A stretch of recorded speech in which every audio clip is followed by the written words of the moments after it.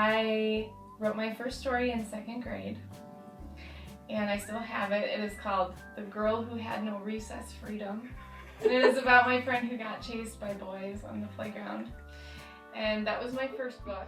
Molly Beth Griffin is the published author of 3 books, 2 picture books, and 1 YA novel.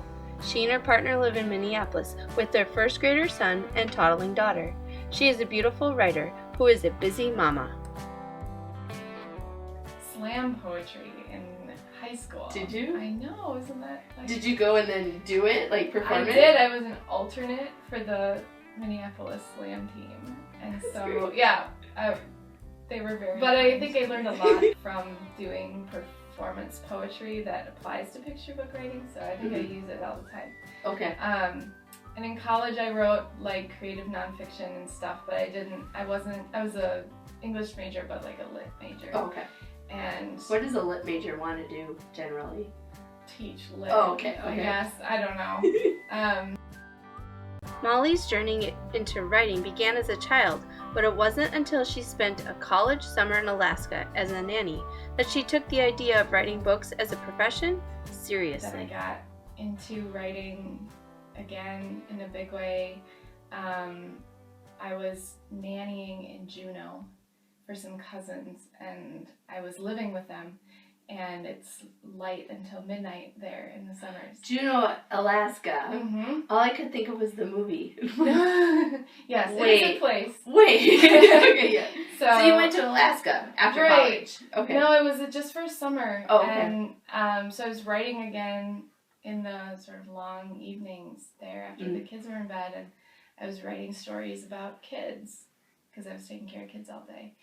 And so then I called them picture books at the time, and now I kind of laugh about what I thought a picture book was. But I started writing for kids then, and I ended up coming up here after graduation. I'm from here, but I was down in Iowa for school. Okay.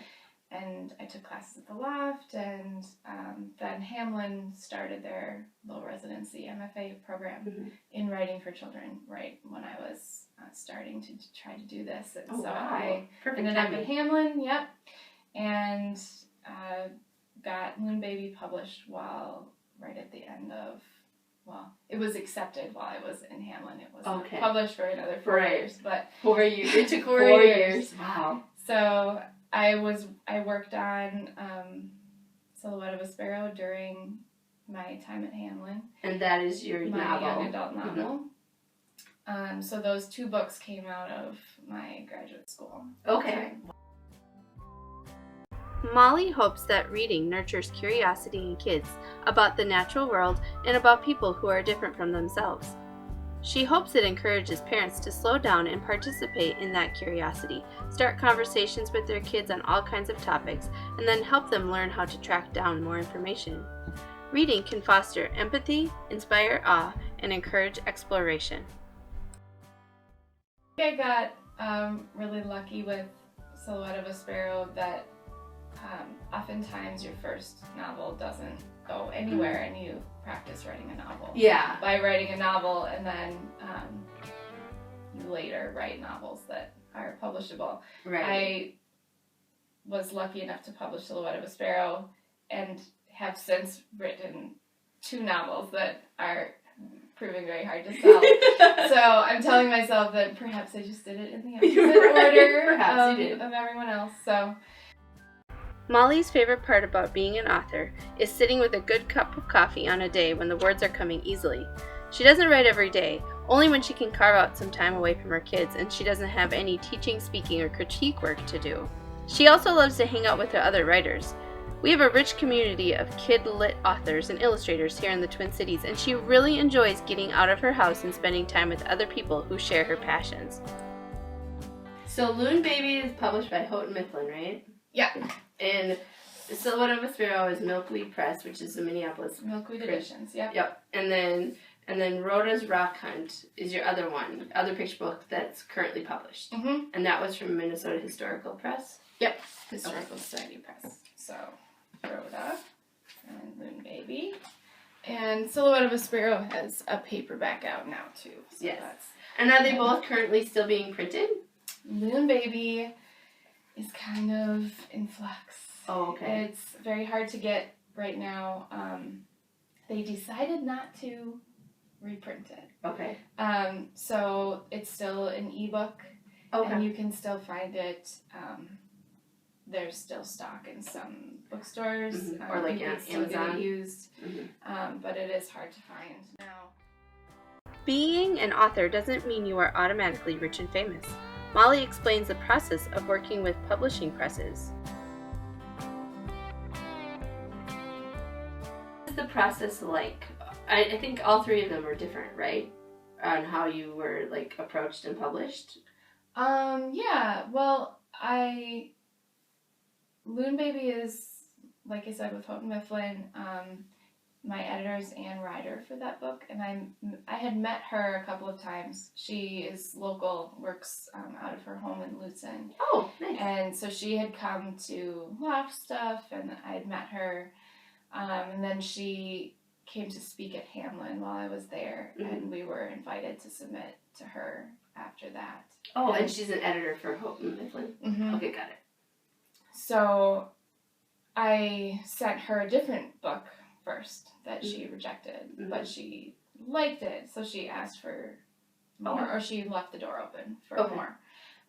So then I sent her the manuscript for Loon Baby, which was then called Dinner Dive.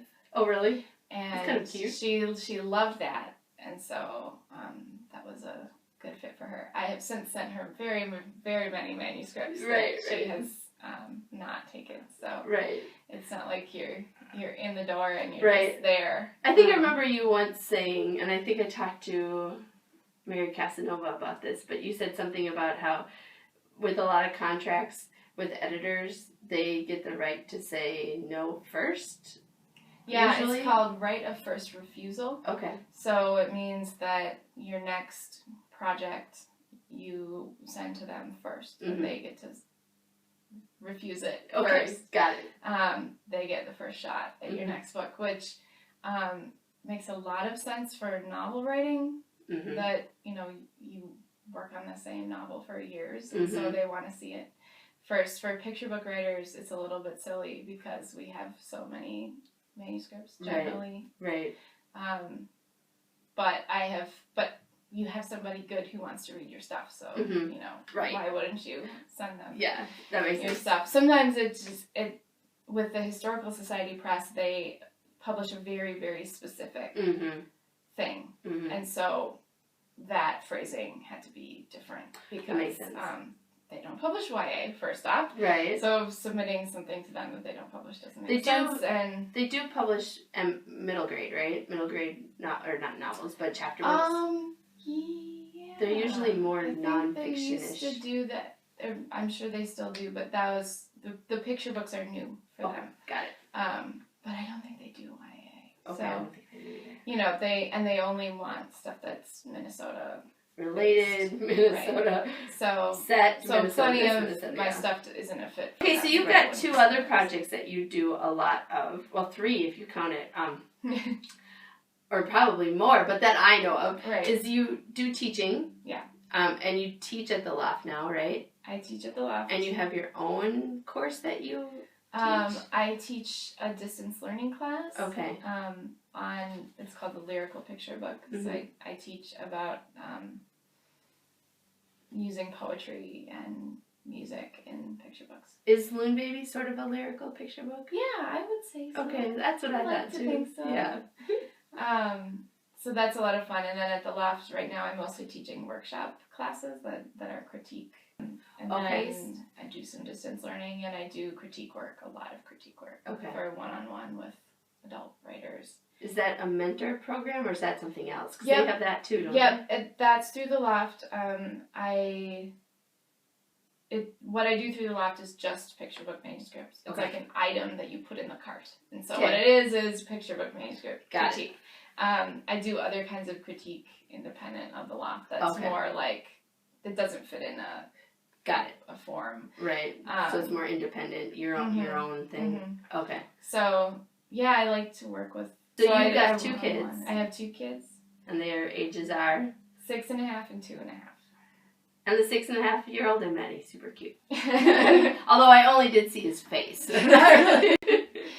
Some of Molly's family's favorite books to read together are Bee Dance by Rick Krastowski, Firebird by Misty Copeland, Bear Snores On by Carmen Wilson, So Much by Trish Cook, Looking for a Moose by Phyllis Root, and Blueberries for Sal by Robert McCloskey. Her first grader thinks Junie B. Jones is hysterical, and so does she. 1K Tuesday. Thank you. Yes. Yeah. Well, actually, I was just telling a friend about it because I wrote a poem every day in April. Oh yeah, I saw that. And that was lovely, and that's a whole nother topic. But one thing that was interesting about it is that I have long been vocal about my disdain for the write every day mantra. And because I have never written every day. Mm-hmm. And when you're, a young mom home with little kids, Mm-hmm. it's just a way that writers and all artists guilt each other into thinking that they're not real writers or artists. I kind of agree. It drives me crazy because I feel like there are just so many ways to get the work done. Mm-hmm. And if you have this prescription, then there's so many ways to fail at that. And failure begets more failure. Mm-hmm. So you just end up not writing. Mm-hmm. So I started 1K Tuesday because I found that I was usually able to write, and I made a Facebook group for it, and there's like 90-some members of it. Crazy. And not everybody writes. I'm part of it. Not everybody writes every Tuesday, but it's just support for that. So I just put up on Tuesday mornings, yay, it's Tuesday, let's write. And people post their last line and their word count. I love it. I think it's so fun. And it's fun to just see like little snippets, and then people cheer for you. And it's a good way to have this little bit of accountability, just a little bit, a little bit of a deadline, a little support, without all the guilt or the, attached to it. A lot of grace. Yes. Oh, yes. Because seriously, guys, I've been I think I've been in the group probably like 6 weeks now. Last week was the first time I was able to do it. Everybody was so proud of you. Everybody was really proud. So, and plenty of people are revising or they're poets or they write picture books, and so their word counts are lower. It doesn't matter. It's just so then on Wednesdays I tallied up and posted total how many writers wrote and how many words. Yeah. And it's a massive amount, which is really fun. Yeah. Like, well, maybe you feel like your 567 words was a failure, but we wrote 19,000 words together. Yeah. So I think people just need that kind of positive. Yeah. I did write every day of April. You did, yeah. Let's talk about every that. day of April. And that was lovely. I mean, it's never, I'm not saying it wasn't ever hard, but it was just a really finite amount of writing to expect of myself. But I was looking very, very intently for inspiration the whole month. And that was I'm defensive about that. I think that's fine. I haven't spent years not writing. I write. I get the work done. But it was interesting to have to really look every day and really pay attention or go out with my camera and find something to take a picture of to write about, or listen to my kids and overhear some little snippet that's deeper than they thought it was, and write it down and spin it out, and I was writing 150 words. I mean, just it could be 10 words, but once you've written the 10 words, you've got more. You've got momentum. So I was writing during nap or after they're in bed, or obviously when I have my care time, I would use a little piece of it. And I was writing every day, so I might keep going. I was posting a bunch of them on Facebook, and people were excited, and that was kind of fun. So we'll see. It's fun for me to get to write with kind of my mom voice. Yeah. Instead of writing very kid. I mean, it's my kids are in the poems a lot, but it's more from a grown-up view, which is interesting. Yeah. So I don't know quite what I'm going to do with it, but it was interesting to see that I could come up with something to write every day if I really tried. Molly inspires many writers to pursue their passions by being the real deal for her kids and for other writers. Right. It's a good experiment. Yeah. Yeah. So the other thing I want to talk about is Picture Book Salon. Right. How long has that been happening? Over 4 years. Wow. And what is it? It is a monthly gathering of picture book people. We meet at Open Book on the first Mondays now of every month in the evenings. And I started it because I got an arts board grant, or I was applying for an arts board grant. And I needed a community piece. And that's very hard for writers. We started out there were like 6 of us sitting in the book club room at Open Book and just like sharing books and talking about conferences and whatever. And it grew and it grew and it grew. And I started getting speakers to come so that we would do topics. We would discuss topics, but then I started to pull in community people and guests to come and speak, so we'd have fresh. Right. It would be the same discussion over and over. And we have so many experts around us. The Twin Cities and is people full. have been so generous about coming and speaking. I don't pay people. It's a free event. It's a public event.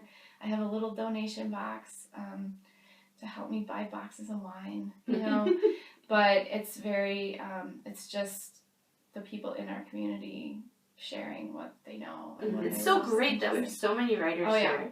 Because if you were in, like, I don't know, I'm sure, I just feel like there, unless you're in New York or Chicago or maybe Seattle or LA or something, like, you don't expect to have so many, like, talented. We do. It is. Minnesota's Kidlit is awesome. Yeah. So we've got tons. I mean, I have not. I've, like I said, Salon 4 years. Speaker every month, and I'm not running out. I'm nowhere near running out of people to tap. Right. Editors we have local presses here that do brilliant work. Yeah. The librarian rock stars around here. A writer writes, an author writes and does a whole bunch of other stuff. So what is a lot of that other stuff? That depends on if you have a book out this year or not. Okay. Because when you have a book out, there's way more stuff. There's, the interviews, promotional stuff. I just got nominated for the Star of the North. I saw that. So Rhoda, right? For Rhoda, yep. So I picked up a couple of the books that are also on that list. Sidewalk Flowers is one of them. And the other one is called In a Village. Okay. And they're beautiful. Are they both Minnesota authors? No, that one is not Minnesota. Michael Hall is on that list, but we're the only Minnesota people. Is it the Mackin? They do that one? So Star of the North is a Minnesota Youth Reading Awards. So it's like the Maud Hart Loveless for picture books. Got it. Okay. Oh yes, that's exactly what Amy Baum said. So they kids everywhere vote on these 10 books in the next year. It. And I'm not going to win it because comedy always wins. And that's okay because it doesn't matter. Because you can say you were nominated. Well, that list of 10 books is going to all the teachers and librarians in the state. And that becomes a reading list for them. So the kids are going to read it. And that's great. Yeah. So like the day that it was announced, I got an email inviting me for a school visit that day. So I think... like we were saying, the kinds of work that pay include critique work and teaching and so on, and school visits. And so I don't have a whole lot. I've done some. Okay. But it hasn't been a main source of income for me. Okay. But I think with Star of the North, I might get more invitations for that. Well, it was really fun to talk to you. Thank you for being here.